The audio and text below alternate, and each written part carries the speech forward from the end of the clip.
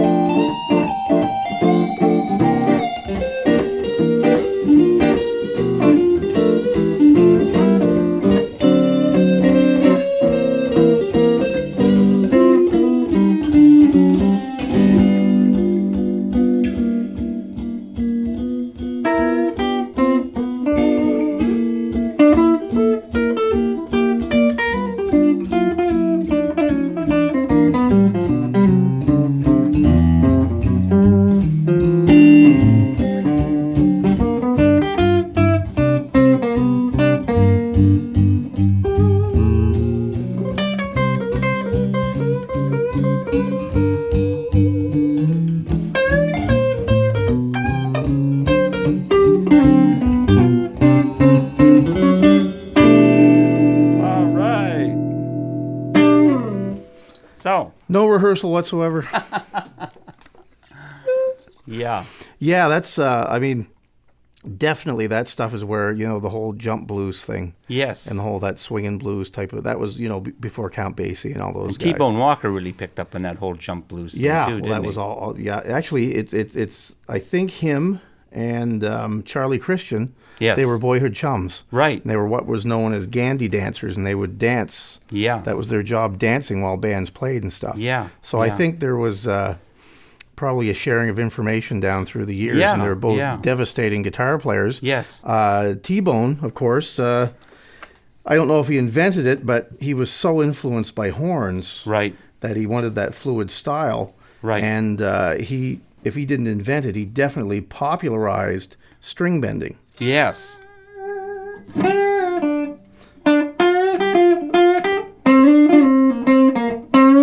Yes. And I mean, Chuck Berry took that and just Exactly. put it to more of a Exactly. rock and roll feel. Yeah.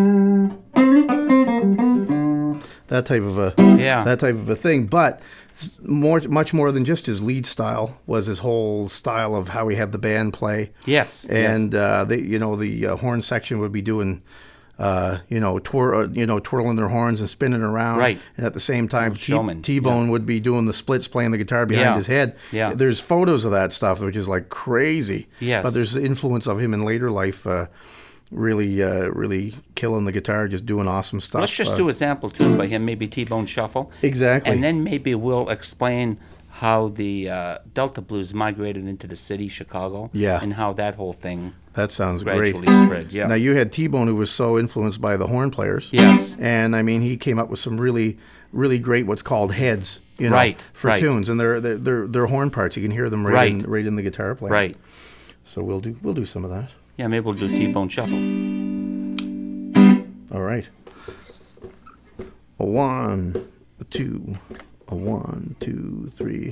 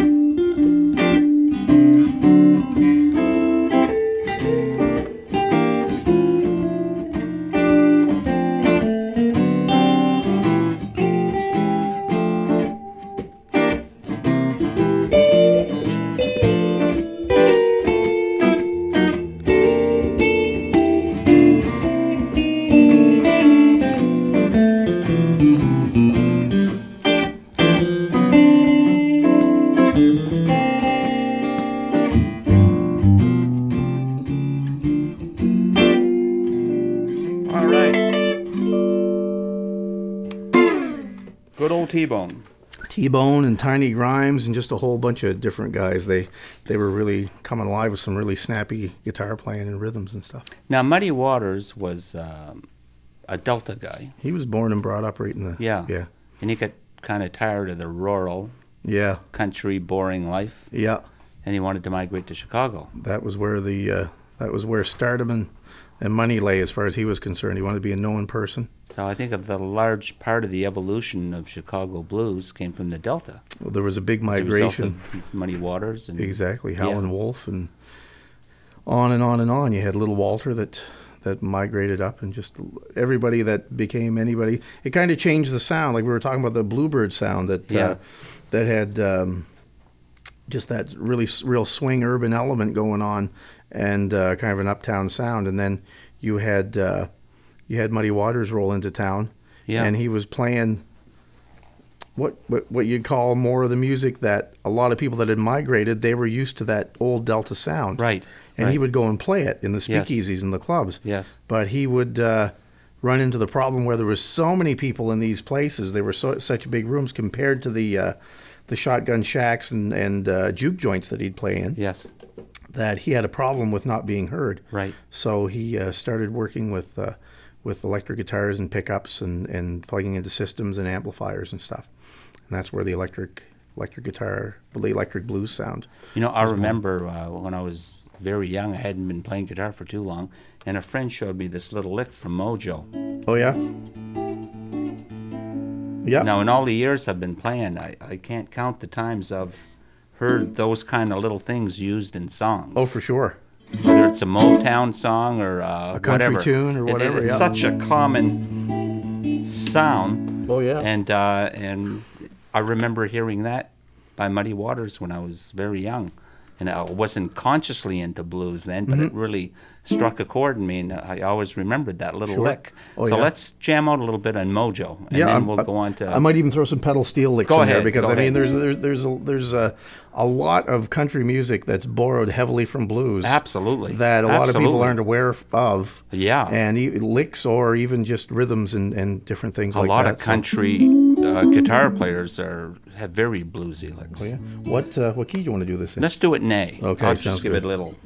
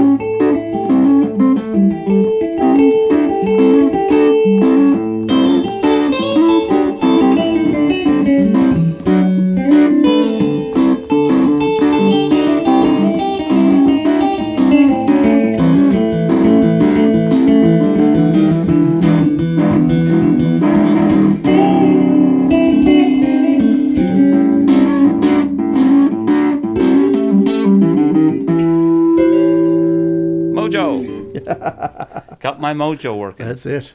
How many artists have we heard do that? Oh man, well we ain't done yet. I'm sure Many, somebody will try to many. reinvent it. Yeah. Well, now there were other musicians happening at the time of this whole Chicago blues revolution Yeah. that migrated from the Delta. Mm-hmm. And there were some things happening in Texas at that time also. Oh wasn't yeah, there? for sure. I mean, Yeah. The head honcho of the Texas blues was, of course, T-Bone Walker, and there was Yes. a lot of guys that were so influenced by him. Yes. And there was a cat by the name of Freddie King, Oh yeah. who Freddie King. at a young age, I think he was like 16 or 17, headed to Chicago to try to make it, but it was pretty densely populated with incredibly talented people. You had Buddy Guy heading up there, and a whole Right. bunch of incredible guys that were all sometimes, literally fighting it out for gigs. Yes. So I mean, he went back, I think, to Texas, and then he eventually came back up to Chicago. But he put out an album called Hideaway and Dance Away with Freddie King, and he was all of a sudden a big pop star doing Yeah, a lot of doing a lot yeah. of tours and stuff like that. Yeah, there seemed to be, one real common thing that you see in blues and a lot of music is a question and answer thing. Oh, for sure. Freddie King did a lot of that, didn't he? He His did. playing. A great A deal. lot of question and answer stuff. Stevie Ray Vaughan, Buddy Guy, was the question and answer thing. Most blues players I've heard use it.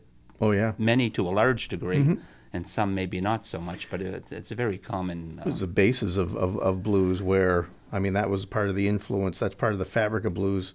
The field haulers, when people would be working in the fields picking cotton. Yes. Or just working in that whole terrible sharecropping type of atmosphere. Yeah. They'd talk back and forth between the rows by singing. Yeah. And so you would throw out a verse, you know, like if I feel tomorrow like I feel today, and then somebody else might throw out a verse, I'm going to pack up everything and make my getaway. Right. That type of thing. And sometimes they would, sharecroppers, I mean, that was kind of a indentured servitude. It was it was just a different type of slavery. Right. And that's how they would talk about who would be leaving in the night. Yes. And get out of sharecropping and head to Chicago. Right. And go work on the killing floors and stuff. Which Yes. We'll look at that tune later. Killing floors. Now, you know, and it's amazing how many popular tunes borrowed licks from these blues tunes. That's right. And some of them almost were. Well, you picked Not out almost, You like picked. verbatim. Oh yeah, you picked out something really cool. Yeah, well, Yeah. The Michael Jackson. That's right. What was the name of it? Was it "Beat It"? Yeah. Yeah. Yeah. It's a direct quote from the Howling Wolf. Tune, Exactly. Killing Floor. Yeah. Can we Yeah. illustrate that? Yeah. Now the Michael Jackson or the Howling Wolf Killing Floor goes like this. Right. Now the line for bad is Yes.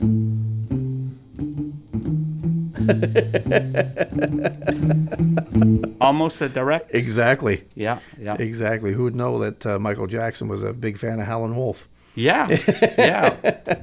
Or maybe the bass player was. That's but- a real cool groove. Exactly. Yeah. People don't think of the ongoing influence of blues in music, but it's still there, And it'll we'll always talk be about there. that more when we get into the modern Exactly, side. for You know, sure. the 80s and 90s, and Yeah. And how I mean, a lot of great songs use the blues scale almost exclusively. Exactly. You know, like even for their heads. Yes. Yeah. Yeah. But right now, let's demonstrate a little bit of question and answer from Sure. some of these Texas blues. Okay. Freddie King, maybe. Yeah. Did Let's a do- tune called Hideaway. Yeah. and- Yeah. We can do that, and then there's another tune. Butterscotch. Butterscotch. It's Let's a good do a bit of question and both answer of those thing. tunes. Yeah. Yeah. Okay, you go ahead, Travis, and I'll All right. just plug along behind you.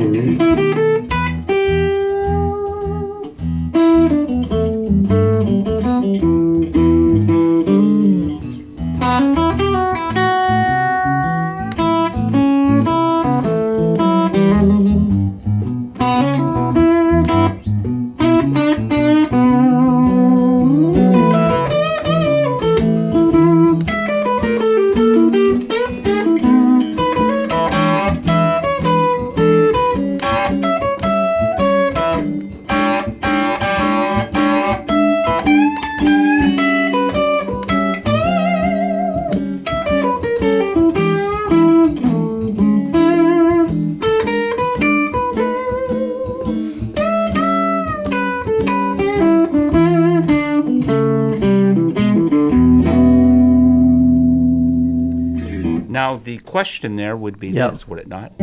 Yeah, exactly. That's a question. Yeah. And the answer is. There's the answer, Yeah. right? Yeah. So, like, I mean, someone could take that initial lick and Yep. do another lick out of the scale and do the Exactly. same answer, and you got your own little Yeah. tune. Even when a person is Yeah. soloing, I feel it adds a continuity if they're answering themselves. Absolutely. And when you hear B.B. King sing, Yes. you would hear him sing a line, and he was answering it on guitar. And it came to be known as fills, but it wasn't so much a fill thing as he was answering his own vocal. You know, that's a good point that you're making, and I think it would be a good point just to discuss that a little bit. Yeah. Like, I think it's really good for us as guitar players to be able to sing what we're playing. Oh, for sure. You know, like to be able to Yeah. actually sing the note. Yeah. So like if I take an A, da da da da da da da da da dum. Exactly. Do do do do do do do do Yep. do do. You know, you hear George Benson did Yeah. that. Herb Ellis, that played with Oscar Peterson for 20 years, Yep. sang all his own lines. And it wasn't so much with Herb, he wasn't necessarily hitting the notes. For him, it was the rhythmic phrasing. Exactly. Because as guitar players, Yes. we can. Right.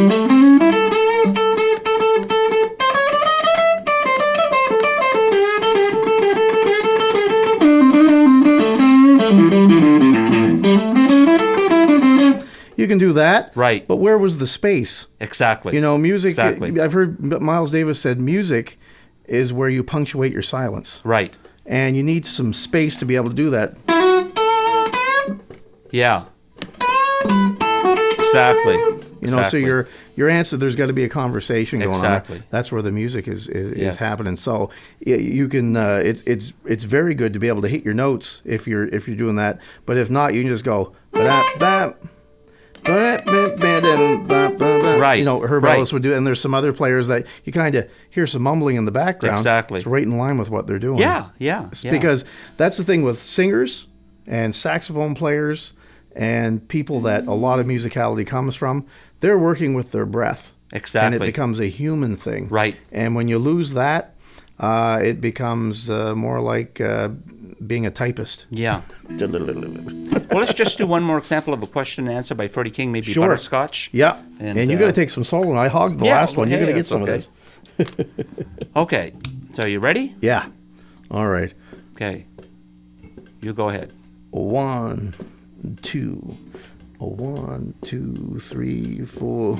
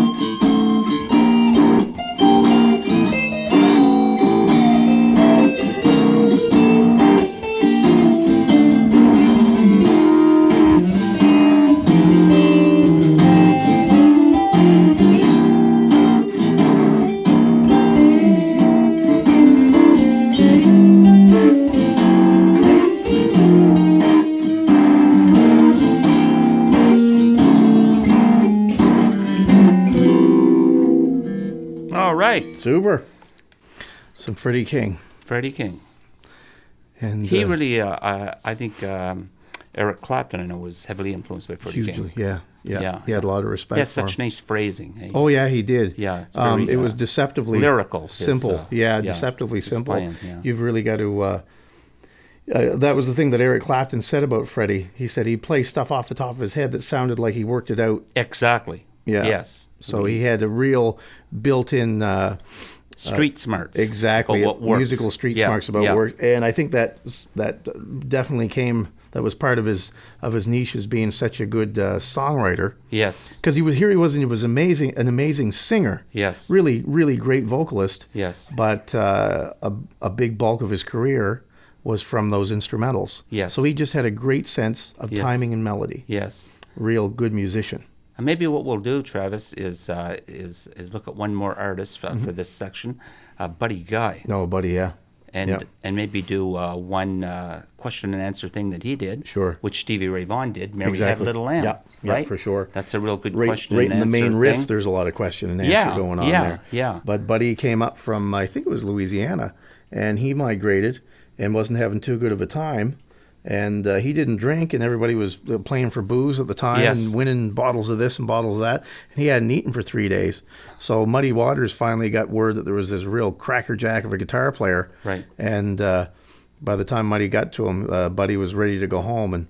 And Buddy said, "Yeah, I hear you can play." And he's like, "Nah, man, never mind." So Muddy slapped him in the face and gave him a sandwich, told him to hang in there. There you go. Gave him some work.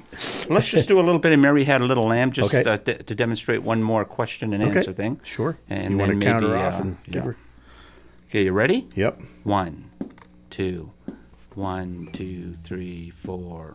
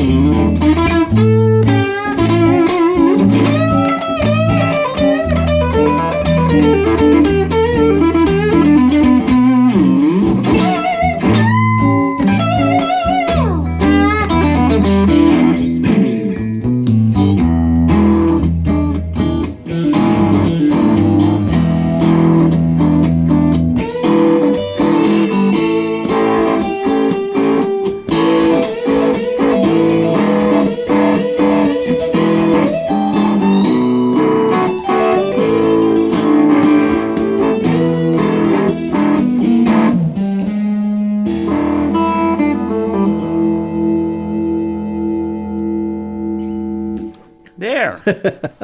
So that should give our viewers a little idea of There's a ton of other people. the evolution oh, of yeah. the blues, and there's a lot of information on YouTube where Oh, you yeah. can seek out additional information, because you can only cover so many details Exactly. in a short period of time. You've got so many sidemen of all the blues greats like Muddy and Wolf. All the sidemen went on to become great band leaders themselves. Yes. And you've got some that became really amazing songwriters in their Yeah. own right.